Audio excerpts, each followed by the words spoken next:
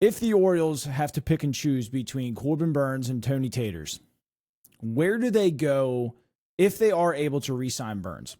Where do they go when it comes to replacing the offensive production? I mean, we're looking at a guy who hit 44 home runs and 102 RBIs.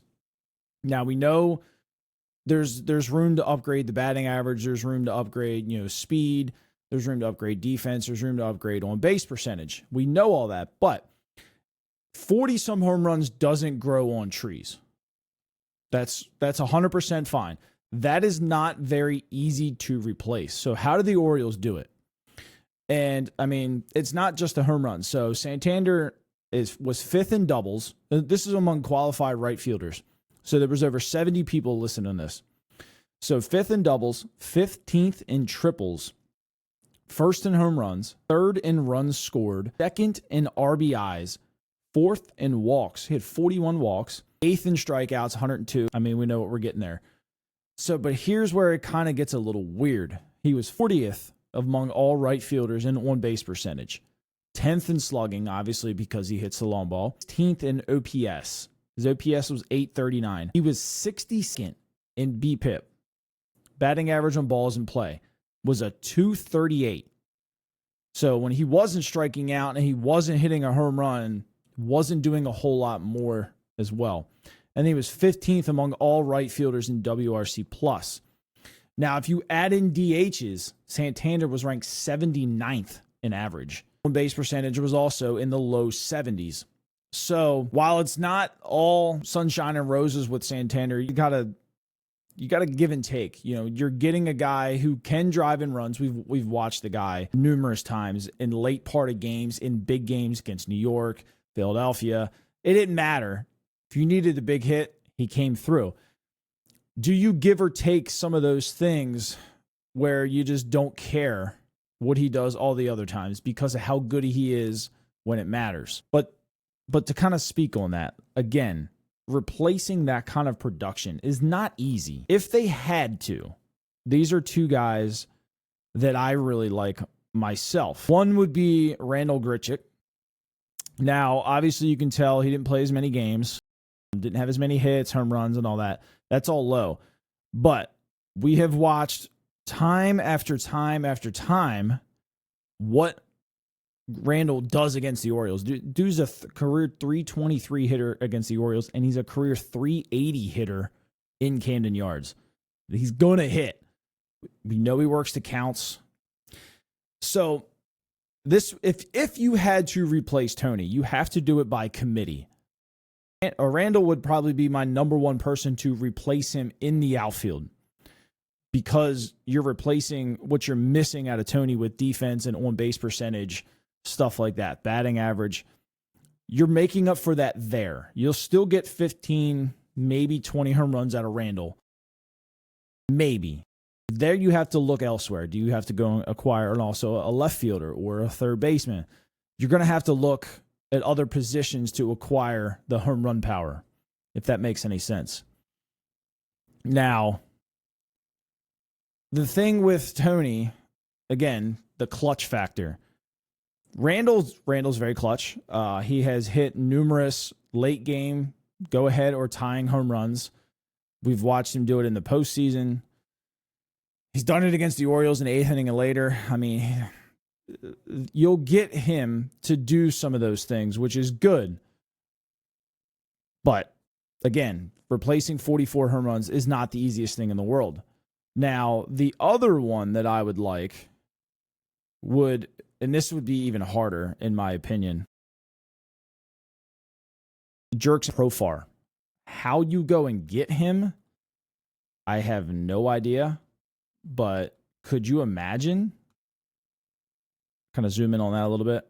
Across the board, outside of home runs and RBIs, a better player. I know he's kind of an annoying player. A lot of people don't like him.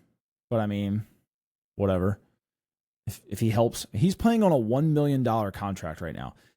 Now, he is due for a massive increase in that. I'm thinking likely in the $13 to $1,500 range, or $1,500, $13 to $15 million range a year. Now, that's either going to be back with the Padres. If Teoscar walks from LA. I could see him signing in LA. Austin is going to be a big player here.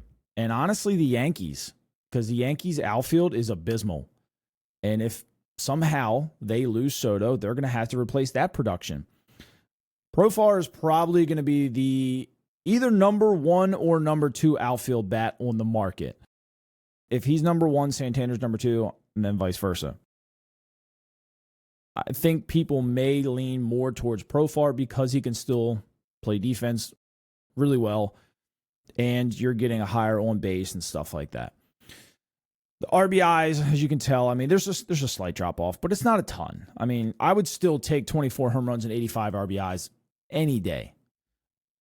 I think what we're going to eventually see is I don't think Santander's going to sign for what people think he's going to. I see Santander, he's going to get his qualifying offer, right? It's $21 million. They just announced that today. So would you think Santander would take a 1-year, $21 million deal? I think he would. Should. I shouldn't say would. I think he should. I don't see him eclipsing 17 or 18 million a year. Now, if he wants longevity, he's going to turn down that qualifying offer. I just don't see him eclipsing $20 million a year. Not with it on base and not with the K rates. You know, the slugging is decent, but OPS is way down.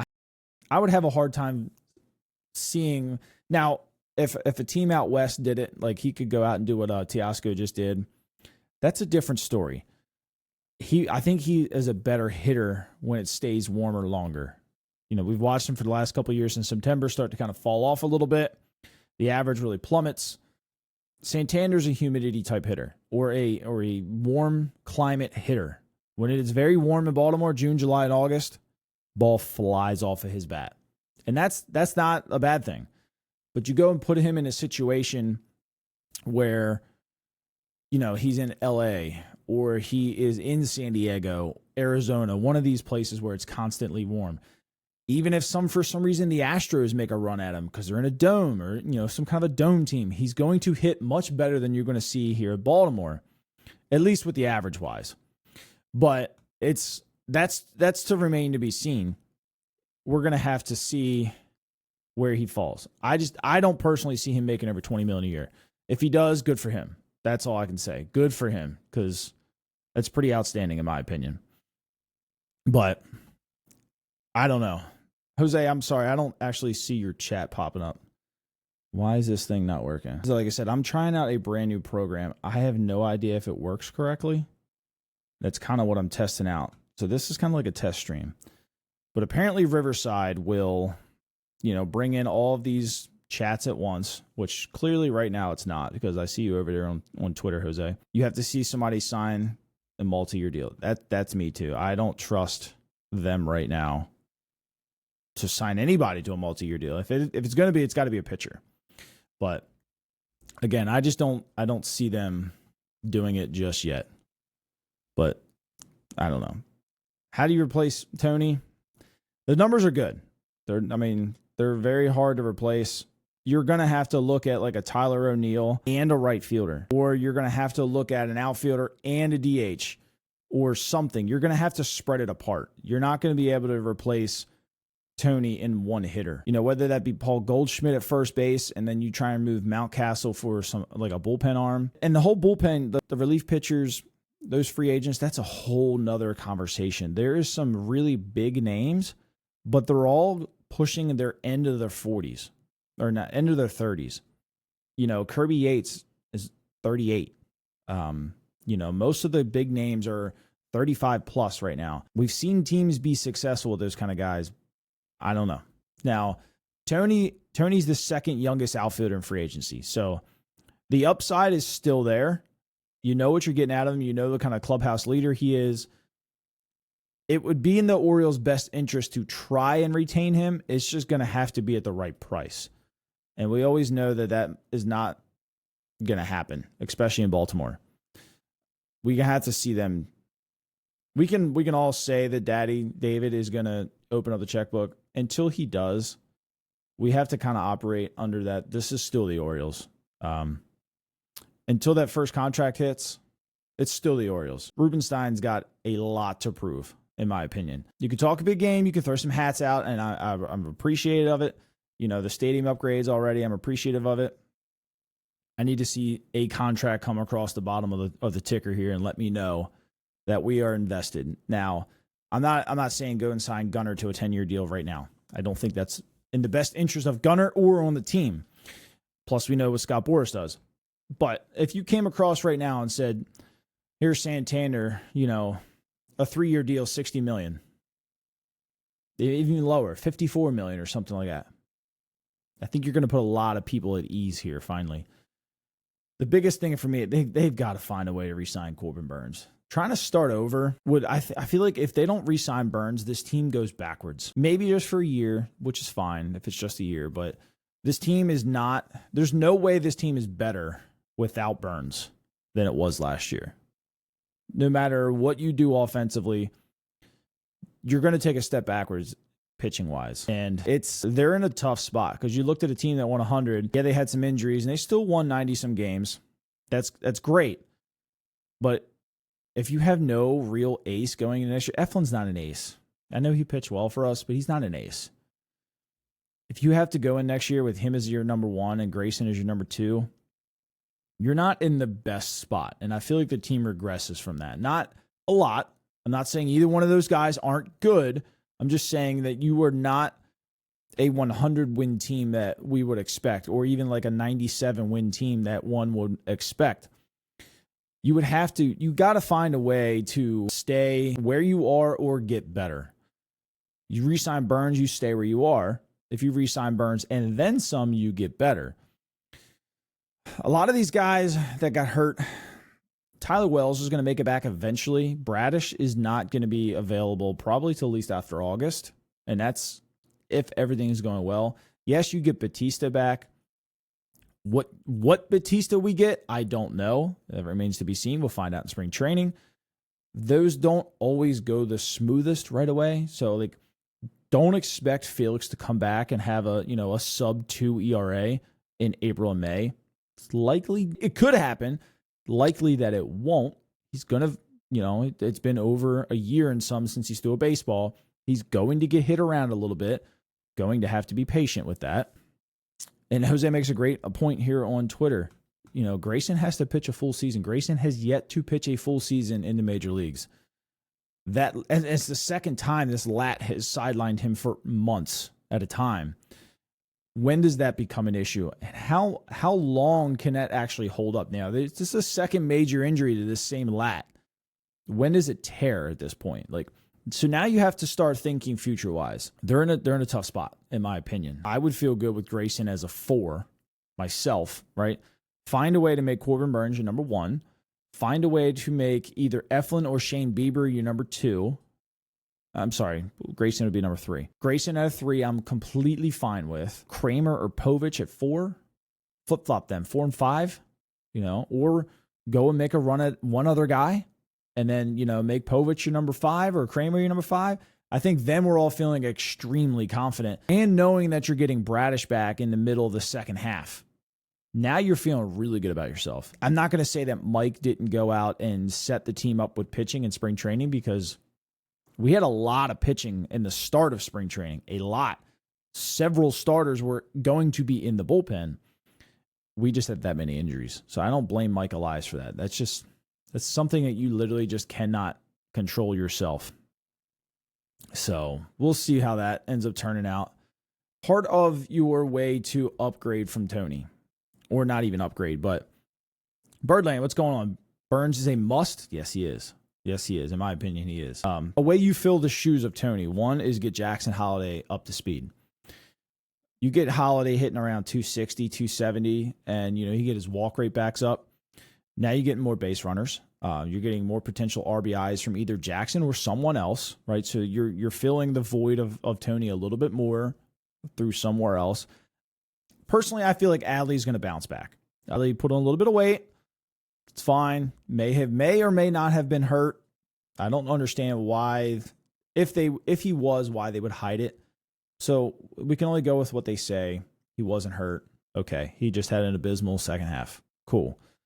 he is going to get better, right? So you're going to get a little bit more production from another position there.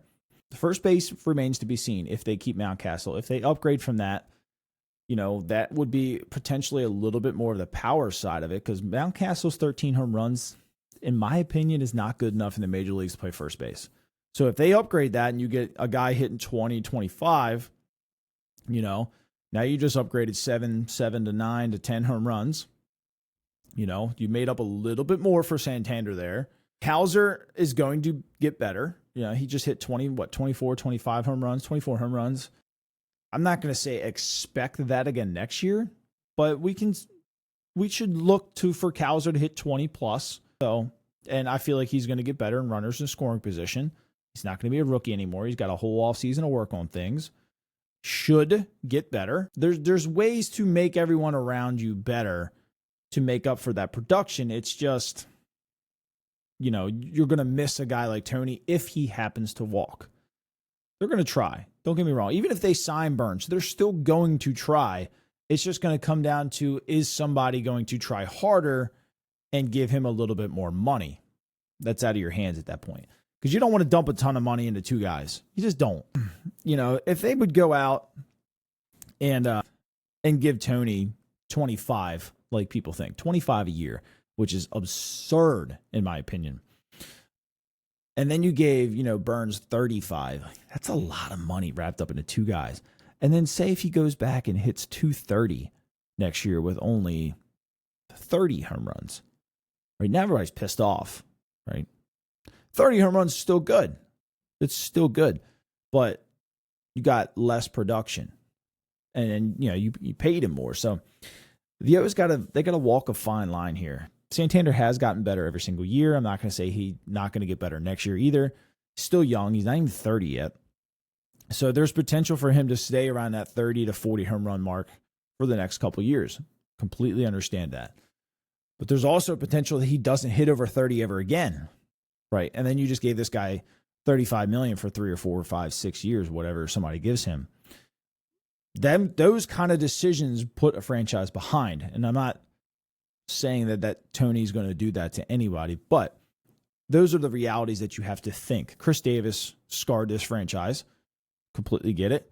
Mark Trumbo scarred the franchise a little bit, but then, you watched guys like Nelson Cruz leave and then go and be successful. And then you watch Nick Markakis leave and still go out and be successful. So they have to kind of weigh the pros and cons of everything. I'm going to catch up on chat here. Birdland on YouTube says, I do not want to re-sign Tony. In my opinion, he's going to be a Chris Davis 2.0. They gave him the money. He's going to fall apart. I don't see why you would be wrong. It happens. It definitely happens. Think about it. Chris Davis career year, bid against ourselves. They did. They offered him, I think they said like $40 or $50 million in the next team. That's why I would let another team set Santander's market. Come in, let someone else tell you what they're willing to pay him. Don't come out and say, here's $25 million a year. Because say, what if the Dodgers are like, hey, we'll give you 18. And that's his best offer. But the Orioles will say, well, hey, we'll give you 25. Now, cool, he got his bag. Like, I'm not going to be mad at him for it, but they could have used that money on another pitcher, like a bullpen type arm. So these are the things you got to think of. They need to do the whole Ray Lewis situation. Go get me your best offer, and I'll match or beat it. That's, I think, you have to attack kind of this situation. Juan Soto is a completely different situation. You go with him your best offer because the guy's only like, 25, 26 years old. He's one of the best hitters that the game's seen in a long time. You attack him with one. If Tony hit 260, you would go attack him with a contract. 260 and 40-some home runs. You go to him with a contract. 235, 2 years in a row in September, and he's kind of slumped. I would let somebody else set the market and then go from there. Yeah. So yeah, Pete Alonso, how much do I think he's going to cost? Pete is, I don't know, 16, 17 maybe a year. He's going to want more than that. I don't know if he gets it. He might con somebody into giving him more than that. That remains to be seen. I'm not sure. Facebook is dead. Okay. And then Christian Walker. I would take Christian Walker over Pete Alonso in a heartbeat. No, I think Pete's younger, but Christian's a good hitter. He works a lot of counts too. A lot of counts. I think pressure's on the new ownership. They don't like it has to be done. Keep Burns whether they like it or not. Yeah, that's how I feel.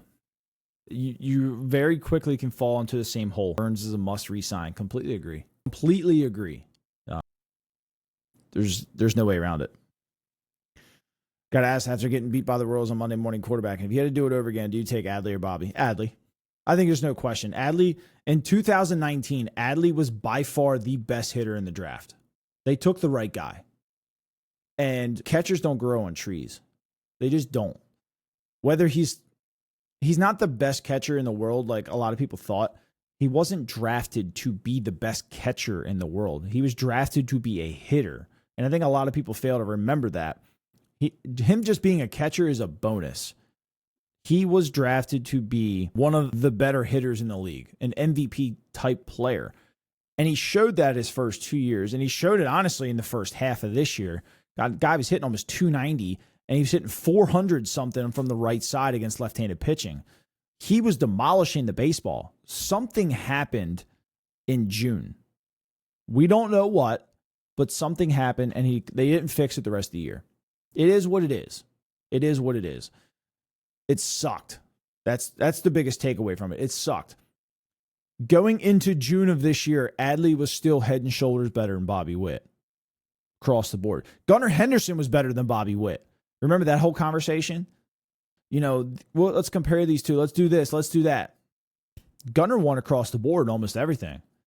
That's how good of a season Gunnar was starting to have. So people are trying to say that we took the wrong guy in 2019 based off the last couple months. I don't see it. I mean, like I said, Bobby was a good hitter.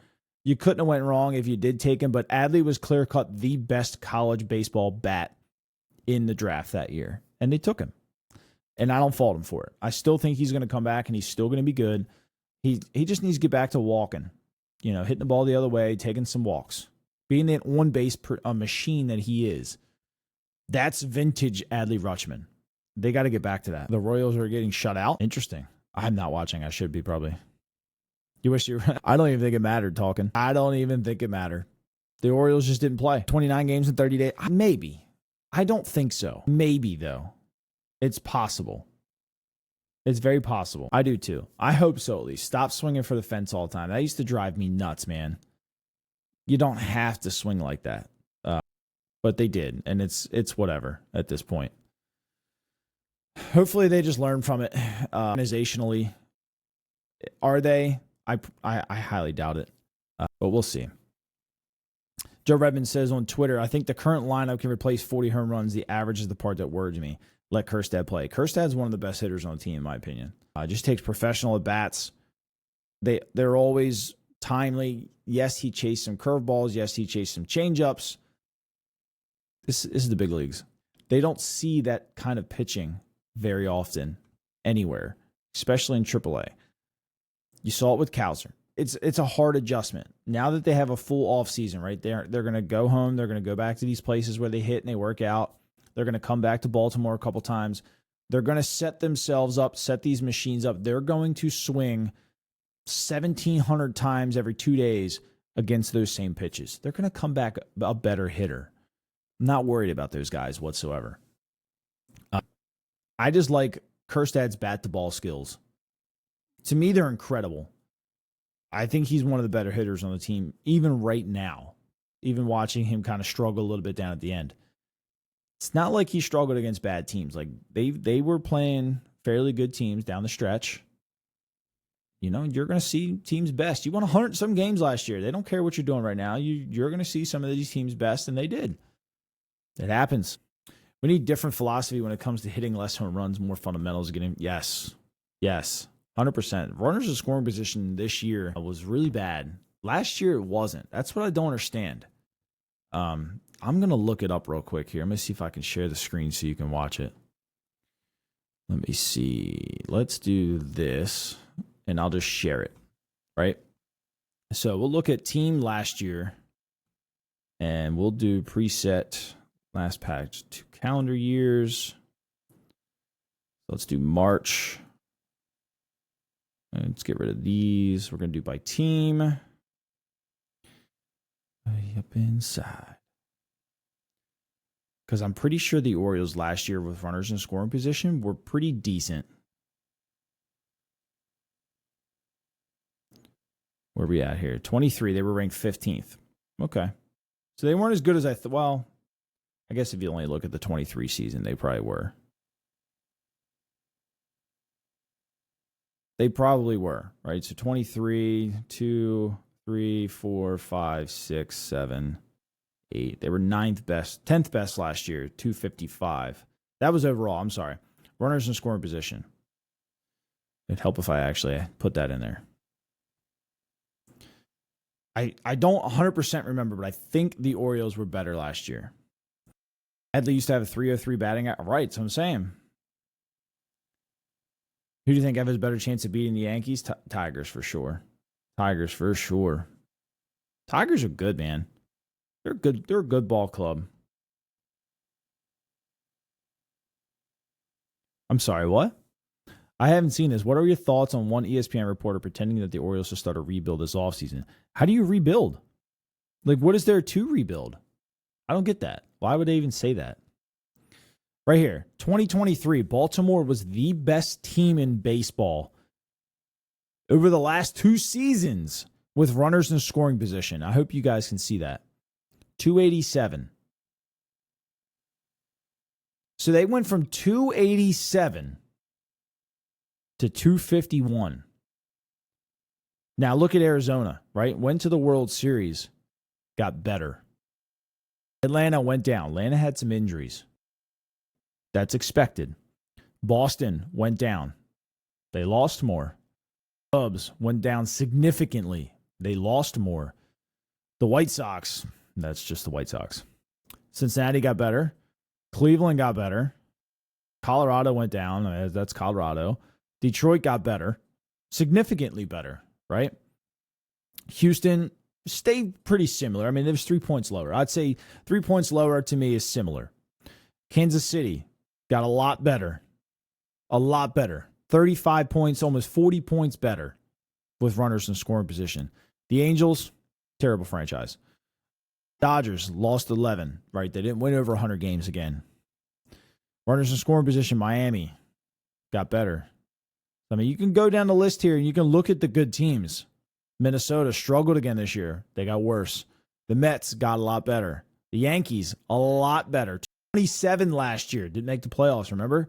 261 this year. Won the division. You know, Philly stayed pretty consistent here. Within 7. Pittsburgh got worse. San Diego, much better. And we're looking at a team last year had Juan Soto and had a 241 with runners in scoring position last year. The addition of Jackson Merrill and getting rid of Juan Soto goes up to almost 270. Isn't that incredible? So, I mean, just look across the board here. St. Louis went from 247 down to 229. Like, you can see why these teams lost. Tampa Bay, 285 last year down to 212. Again, didn't make the postseason. So, the Orioles got lucky to even make the postseason, in my opinion. In my opinion, they got lucky. You know, to fall off as drastically as they did and then look at some of these other teams and then see them not make the postseason when they fell off that bad, the O's got lucky.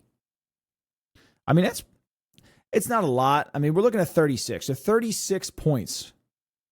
36 points they dropped. I mean, to me, that's a lot. Mayo killed his draw. I don't think he has. I don't think they have any plans to.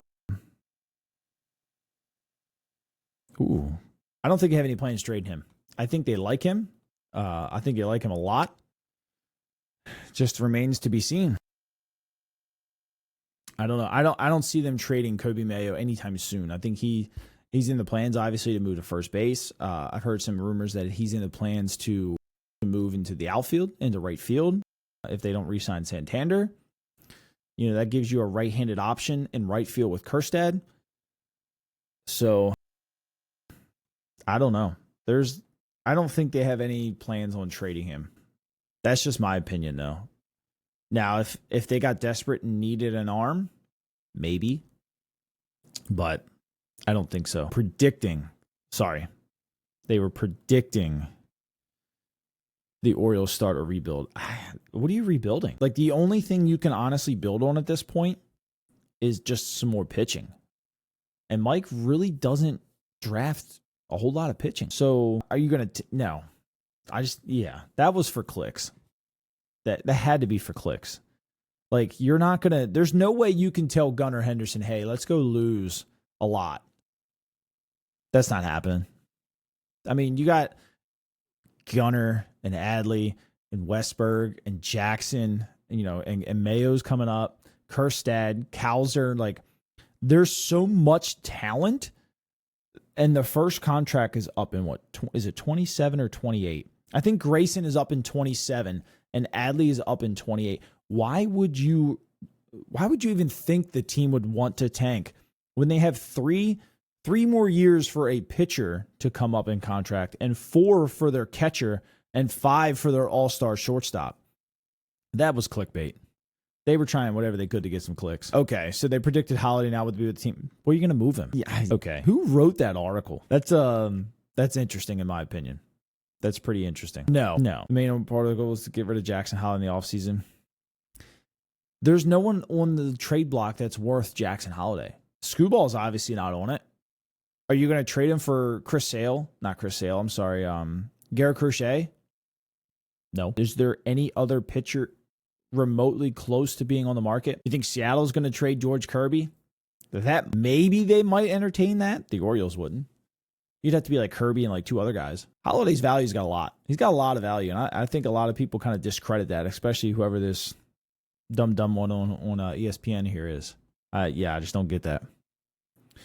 Joe Redmond on Twitter says, I honestly feel like they've been a year ahead of schedule. I think the opportunity for Burns happened and Elias jumped. 100%. 100%. This year probably was considered early. The team was still good enough to exceed expectations if they stayed healthy. I mean, would they have landed Eflin? No. If they still had Bradish, they would have needed Eflin. Wells would have been in the bullpen. They would have been drastically different. But injuries happen. I just think now you kind of have to look at it because, okay, the year's over, and Corbin gave you what he had. He held up his end of the bargain, as Elias likes to say. And I'm fine with that. But now you get to watch Joey Ortiz play for another 5 years. And that trade stings if Corbin walks. Just because I feel like Joey's a good ball player. I know we didn't have any room for him, but I just felt like he was a good ball player. I would have appreciated him to be in Baltimore. That trade doesn't hurt whatsoever if Corbin gets a 2+ year deal here. I love Corbin. I really do. It's just, I like Joey. I think Joey would have had a nice career here. I know he was a little bit older. He was creeping up on the Rule 5 draft. I get all that.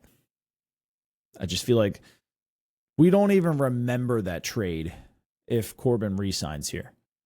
We'll all forget about that. If we don't, we're going to microscope Joey Ortiz for the next 5 years. So it just is what it is, though. Exactly. If we were going to do that, they would have done it during the season. Jackson's not going anywhere. I wouldn't, Mike Trout never stays healthy.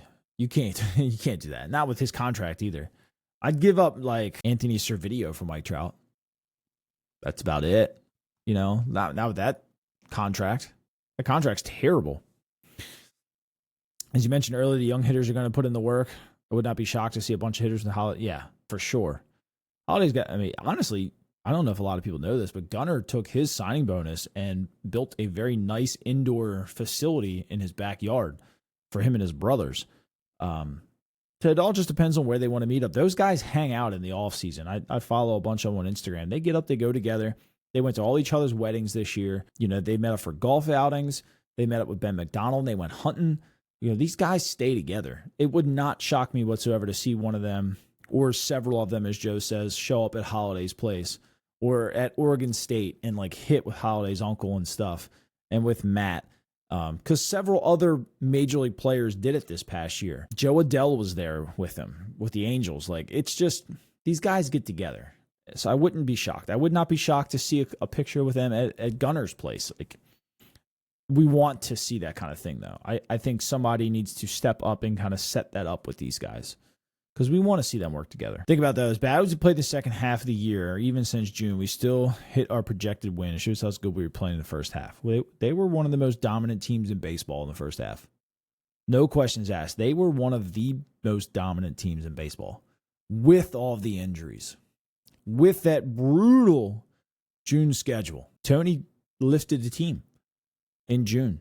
What do you hit, 19 home runs or something like that? You know, those kind of months, you rely on your veterans to do that. And it's kind of why I feel like they need to go and grab another veteran or two. I'm under the assumption that if they gave Paul Goldschmidt a one-year deal, Paul would come here and hit and play better than he did in St. Louis. Not that St. Louis is a bad place to play. Not that it's a bad clubhouse or anything. But when you go somewhere new and they have won, we'll say the Orioles have won the last 2 seasons consistently, it kind of gets your legs back under you a little bit. Paul would at least start off well here. I don't know if it would hold up with his age, but that's a veteran person who's played a lot of games in this league, a lot of big games in this league, and he would have a lot of insight to share with a lot of younger players, Mountcastle included, if they wanted to keep him around for another year. But I don't know. You would take off. Not me. I think Joe stinks. His bat speed is just so slow. He can't get to the fastball. But he's a good outfielder. He's fast. He can run. His hands are just slow. A friend of mine's a real good, big Angels fan, and he tells me the same thing. He's just, the talent's there. It's just not working. Would he be a big upgrade? Let's find out. Let's find out real quick. Let's see. Goldschmidt. Get results. And I'll let you see for yourself here. We'll all look at this together at one time. What do we think? So, Goldie played 30 games more, 150 more bats almost, 9 home runs more, 2 more RBIs. So, yeah, I don't like that. The fact that he played, 30 some more games and only had 2 more RBIs. But then when you look at the batting average and stuff, a lot of people fail to realize, right? So the thing about Mountcastle has gotten better the last 2 straight seasons as far as batting average, runners in scoring position, defense, like across, I shouldn't say across the board, but in several key categories, he has become a better player. Where he has still struggled, and I mean, some guys just have this, swings a lot of balls out of the zone. The chase rate this year out of the zone did go up slightly from last year. Prior to that, he was like a mid 30% guy, and now he crept up into like the upper 30%. So he has chased as his years have gone on. But last year, I think I posted it. It was at a 40 qualified first baseman. He was 40th of 40 pulling the ball. So it didn't matter where he was. Didn't matter if it was Baltimore or anywhere. He just didn't pull the ball anymore.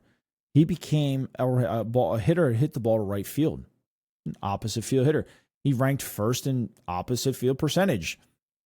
So he changed his swing, and he kind of adapted with the wall, and he became a better hitter with runners in scoring position. He became a better hitter with runners in scoring position, 2 outs. Like, he became a better hitter, but the power has completely plummeted.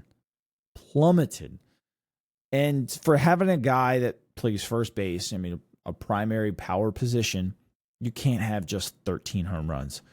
And you also got to have a guy who stays healthy. Now, if he got hurt because of such and such, that's one thing. But we don't know what's going on with neurologically with him last year. And then this year, whatever they said his injury was. He's struggling to play 130, 140 games a year. You got to have a first baseman that plays 130, 140 games a year. So while I look at him getting better on defense, I look at him getting better with the bat in certain situations, I do feel like they could try to upgrade from him. Do they find somebody that's better than him? I don't know. That's going to be the thing. Losing Cole Irvin hurt? Maybe. Clubhouse-wise, sure, it might have hurt. His, 14-15 ERA in the second half, I don't think that hurt the team at all. It just happens. He struggled a little bit, and it's okay. It happens. But I don't know. Joe Redmond over here on Twitter says Goldschmidt would be the guy that hit 50 doubles. Probably, especially in our ballpark. I don't know if he could run out of double anymore, but I mean, he's a good bat the ball guy. He still has good elite hands at first base. They might not be what they were at one point, but he's still a good defender. I'm not going to put anything past him there. I don't know. We'll see. Somebody tagged me in some stuff. Mountcastle's defense is a little underrated. Very underrated. Very underrated. I meant to look that up too. Let's see if I can look it up real quick. Baseball Savant. I want to say he was rated fairly well. Outs above average was a 2. He's in the 78th percentile. I feel like it was a little bit better than that though. Yeah, so Mountcastle struggled last year. He was in the 4 percentile for chase rate, 38%. Squared up in the 12th percentile, only 20%. Whiffs, 45th percentile. K rate for walks. That was the big thing with him, is he lost his walks down to 13th. But everything else is above 75%. Bat speed, sweet spot, hard hit, barrel, exit velocity, slugging, all that stuff. Fielding run value is a 2. I feel like that was better at one point. That must have went down. But in 2021, he was a -8. Let's see if I can share this so you guys can look at it with me. It was a -8 run value defensively in 2021. Got better in 2022. Last year, I think it's because he missed time, and then this year he was a +2. So 2021, he at most says from -6 or in left field. That's completely understandable. I get that. Where are we at here? That's arm strength. I feel like he was better than he's rated. Picks go a big way to me. Picks go a big way. Mash, I'm doing good, man. It's good to see you stop in. I appreciate it. But yeah, it's interesting, man. What you could do and who you could do it with. There's not a ton of free agents. The ones that are there are going to be a hot commodity. They're not going to last very long. You know, you got several teams who are going to obviously want to improve. You know, Red Sox are going to be one of them. The Yankees are going to be another one. Dodgers are always looking to spend money.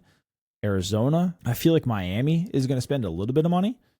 Not a whole lot, but they're going to go after one guy. They usually do. There's several teams that Tampa usually looks to upgrade someone. Could they trade Mountcastle to potentially Tampa? Maybe get one of their good young arms? I wouldn't hate it. Seattle is going to be looking to spend some money. I would not be shocked to see them overpay Santander or Profar. So it's just going to come down to who wants to spend the money and do the Orioles want a match. They've got the talent in the organization to replace it. Maybe not perfectly replace it. The biggest part, I feel like, is just late game. You know, that 9th and 10th inning when you need the clutch hit. Tony was so good for that. And we gave him a lot of passes because no one really cared if he went 0 for 4 prior to that. 4 strikeouts. No one cared because he came up in the 10th inning and he would hit a solo home run to win a game. That's fine. It's fine. I don't know. We'll see. You think he goes to the Cubs? I've heard a couple people say he might go to the Cubs. And it's an interesting spot for him if he went there. Nobody knows. But I'm going to hop on off. Like I said, this was just a test stream. I wanted to check out this Riverside. Right now, I give it like a 4 out of 10. Not too pleased with it. We'll see what happens when I log off and I cut some of these in the shorts. I don't know. I might just go back to my regular streaming software and throw it all together. But I will catch you guys later. I thank every single one of you who came in and chatted with me tonight, especially on Twitter. The guys on YouTube over here. Ash and Birdland and Talking Sports. Appreciate you guys. And I will catch you all later. Take care. Have a good night.